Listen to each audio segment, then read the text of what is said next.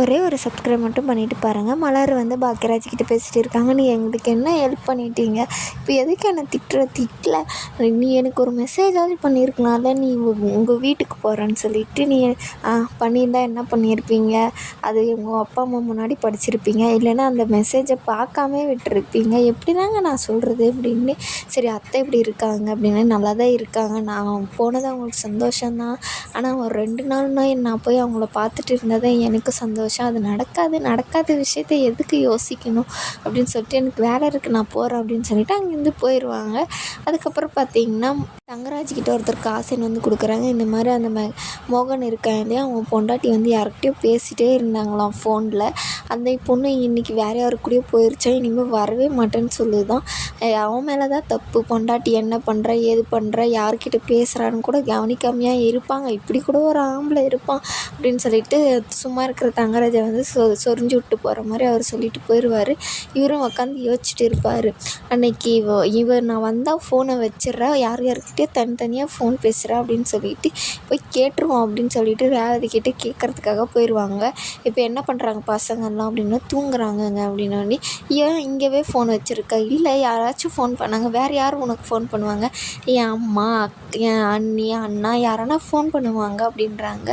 ஏன் ரேவதி உங்கள் அண்ணா உங்கள் அண்ணிக்கிட்ட தான் பேசுகிறியா, இல்லை வேறு யார்கிட்டனா பேசுகிறியா, அந்த மோகன் இருக்கான் இல்லை அவன் பொண்டாட்டி வேறு யார் கூடயோ ஓடி போயிட்டானா, அதுக்கு புருஷன் தான் காரணமா, யார்கிட்ட என்ன பேசுகிறான் எதுவும் பார்க்காதே இருந்துட்டு, அப்படி தான் நானும் இருக்கிறேன்னா என்ன, அப்படியெல்லாம் ஒன்றும் இல்லைங்க, நீங்கள் எனக்கு தேவையில்லாது எல்லாமே ஒழுங்காக பண்ணுறீங்க, நான் ஏன் வேறு ஒருத்தர்கிட்ட பேச போகிறேன், அப்படியெல்லாம் இல்லைங்க அப்படின்றாங்க. நீ உண்மையை தான் சொல்கிறியா, ஆமாங்க நான் உண்மையை தான் சொல்கிறேன், நான் என் அண்ணா என் அண்ணி என் அம்மா ஸ்ருதி எப்பயாச்சும் மதிக்கிட்ட பேசுவான் அவ்வளோதாங்க, இல்லைன்னா என் ஃப்ரெண்டுக்கிட்ட பேச போகிறேன், நான் போய் வேறு யார்கிட்டங்க பேச போகிறேன் அப்படின்னு சொல்லிட்டு சொல்லிடுவாங்க.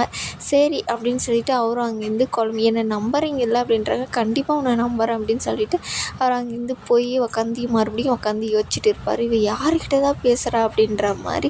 இவங்க வந்து பார்த்திங்கன்னா மலர்கிட்ட உடனே இதை வாய்ஸ் நோட் அனுப்புவாங்க. மலரும் என்ன சந்தேகப்படுறாரு அப்படின்னு சொல்லிட்டு கேட்பாங்க. இல்லை நான் இந்த மாதிரி உங்கள்கிட்டலாம் பேசுகிறேன் இல்லையா, இந்த குரூப் ஆரம்பித்ததை நான் சொல்லலை, உங்கள்கிட்ட தான் பேசுகிறேன் அப்படின்னு சொல்கிறேன், என்ன இப்படியெல்லாம் சந்தேகப்படுறாரு அவர் அப்படின்னு சொல்லிட்டு, இல்லை இங்கே பக்கத்தில் யாருக்கோ ஒன்று நடந்திருக்கு, அதனால அவர் சந்தேகப்பட்டுட்டார், நான் ஃபோன் பேசுகிறத நினச்சேன் அப்படின்னு சொல்லிட்டு 2 பேரும் பேசிட்டு இருக்காங்க.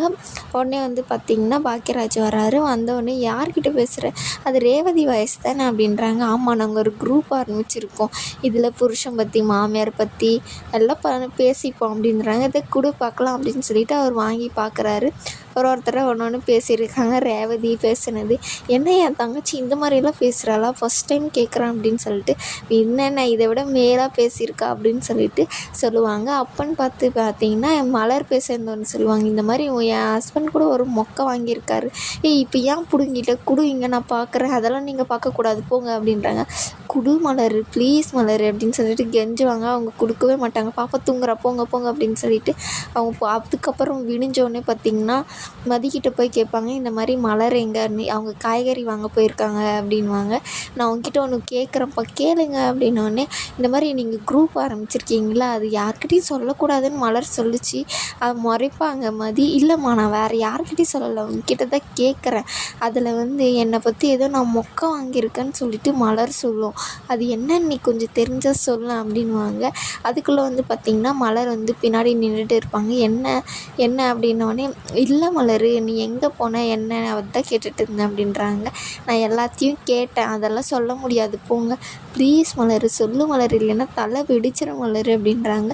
அதெல்லாம் சொல்ல முடியாது போங்க, போய் உட்காருங்க நான் காஃபி எடுத்துகிட்டு வரேன் அப்படின்றாங்க. சொல்லிடுங்க, அது என்ன சின்ன விஷயம் தானே, ஏன் அவரை போட்டு அப்படி படுத்துறீங்க அப்படின்னு. அது தெரிஞ்சும் தெரியாமல் இருக்கிறது தான் நல்லது, அவர் போட்டு குழம்பு வரல, அது பார்க்க நல்லா இருக்கும் அப்படின்னு சொல்லிட்டு சொல்கிறாங்க. அதுக்கப்புறம் சுரேஷ் வந்து அண்ணி எனக்கு ஒரு காஃபின்றாங்க. சரிடா அப்படின்னு சொல்லிட்டு சொல்கிறாங்க. அவர் உட்காந்து பேப்பர் படிச்சுட்டு இருப்பார் பாக்கியராஜ்.